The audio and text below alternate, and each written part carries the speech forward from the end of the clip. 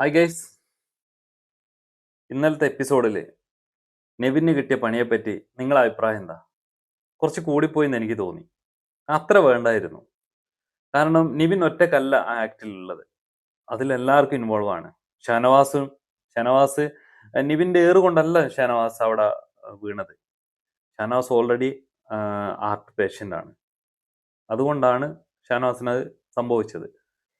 പക്ഷെ അതിൽ അനുമോള് തെറ്റുകാര്, അനുമോള്, ആദില, നൂറ അവരൊന്നും വസല് കഴുകിയിട്ടില്ല. പാത്രങ്ങളൊക്കെ ഇവരോടുള്ള ഒരു വാശിക്ക് അവിടെ വാശി പിടിച്ച് നിൽക്കുന്നതും ഞങ്ങൾ കഴുകില്ല എന്ന് പറയുന്നതൊക്കെ നമ്മൾ കണ്ടതാണ്.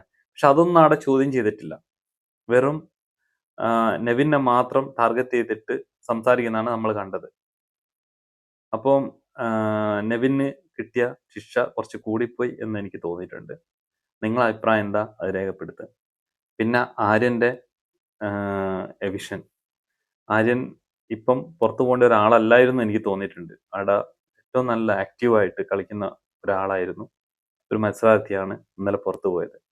കാരണം അവനേക്കാളും ഡൗണായ മത്സരാർത്ഥി അവിടെ ഉള്ളിലുണ്ട്. ഉള്ളിൽ നിൽക്കുന്ന സമയത്ത് ആര്യനെ പോലത്തെ ഒരാൾ പുറത്തു പോയതിൽ അത് ശരിയായ ഒരു വിഷൻ അല്ല എന്നുള്ളത് ഒരു തോന്നൽ എനിക്കുണ്ട്. ഇന്നലെ ഷാനവാസ് ഉള്ളിലേക്ക് വന്നിട്ടുണ്ട്, തിരിച്ചു വന്നിട്ടുണ്ട്. ഷാനവാസ് പക്ഷേ അക്ബറിന്റെ പിന്നിന്ന് മാറിയിട്ടില്ല. വന്നപ്പം തുടങ്ങി അക്ബർ അക്ബർ അക്ബർ അക്ബർ എന്ന് പറയും. ഇന്ന് നോമിനേഷൻ ഉണ്ടാവുമെന്ന് കരുതിയിട്ട് അക്ബറിനെയും നെവിനെയും നോമിനേഷൻ ചെയ്യാൻ വേണ്ടി ഈ പെങ്ങളും ആങ്ങളെയും പെങ്ങന്മാരും പ്ലാൻ ചെയ്ത് നിന്നതാ.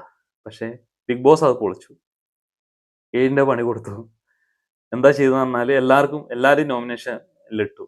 പക്ഷെ ആങ്ങളെയും പെങ്ങളൊക്കെ നിരാശരായിട്ട് നിൽക്കുകയാണ്. പക്ഷെ ഷാനവാസ് വിട്ടില്ല കേട്ടോ. ഷാനവാസ് പറഞ്ഞാൽ അടുത്ത പ്രാവശ്യം പിടിക്കാന്നാ.